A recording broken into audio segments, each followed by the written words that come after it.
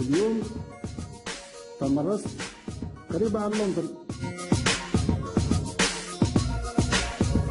دقة ناقص خيار كيما البقا، دقة واعر بزاف كيما الساقة، دقة كي تشوفها تحت متشاق، دقة ماغري ماشي قاري، دقة وزير تسيير عقاري، دقة ناقص خيار كيما البقا، دقة واعر بزاف كيما الساقة، دقة كي تشوفها تحت متشاق.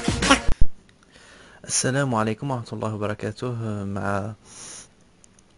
في ملخص كتاب. هذه المرة سأقدم لكم كتاب مسائل الفلسفة The Problems of Philosophy للكاتب الإنجليزي برتراند راسل، وهو كتاب في الحقيقة جيد جدا. افتتح الكاتب الكتاب بشرح مفهوم أننا لا نتواصل مع العالم الخارجي إلا عن طريق السنس داتا. ما هي السنس داتا؟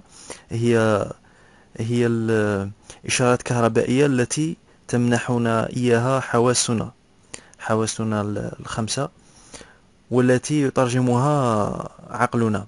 وبما أننا لا نتواصل مع العالم الخارجي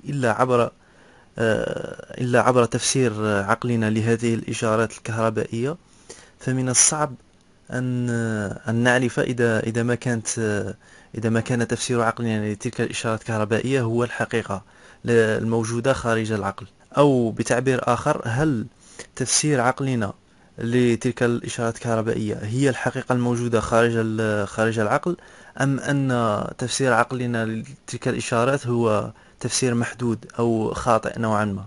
ثم ناقش الفلاسفة المثاليين من أبرزهم باركلي ولايبنيتس الذين يقولون لا وجود لشيء خارج الذهن أو خارج العقل. ناقشهم نقاش فلسفي، وعلى عادة برتراند راسل فإنه لا يقطع، وإنما يشير إلى نقاط الضعف في هذه الفلسفة.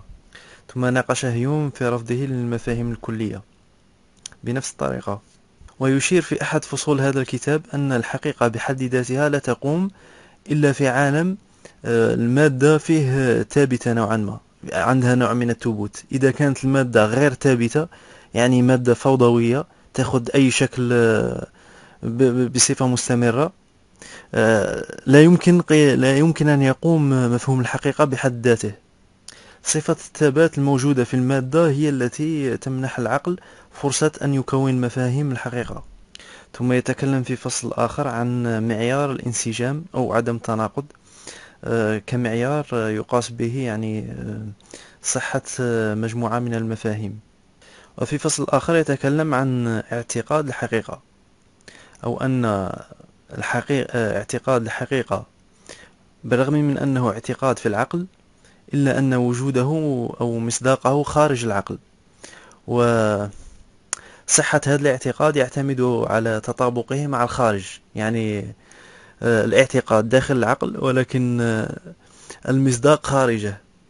يتكلم أيضا عن أن العقل لا يخلق الصح أو الخطأ، بل يخلق الاعتقاد بالصح والخطأ. العقل يكون الاعتقاد لكنه لا يكون الصحة، وإنما ما يجعل الاعتقاد صحيح هي الوقائع. تكلم في خاتمة الكتاب عن ضرورة الفلسفة بالرغم من أنه يعتقد أنها لا تقدم أجوبة قاطعة. الفلسفة في رأي برتراند راسل لا تقدم أجوبة قاطعة، وإنما تقدم طريقة للتفكير.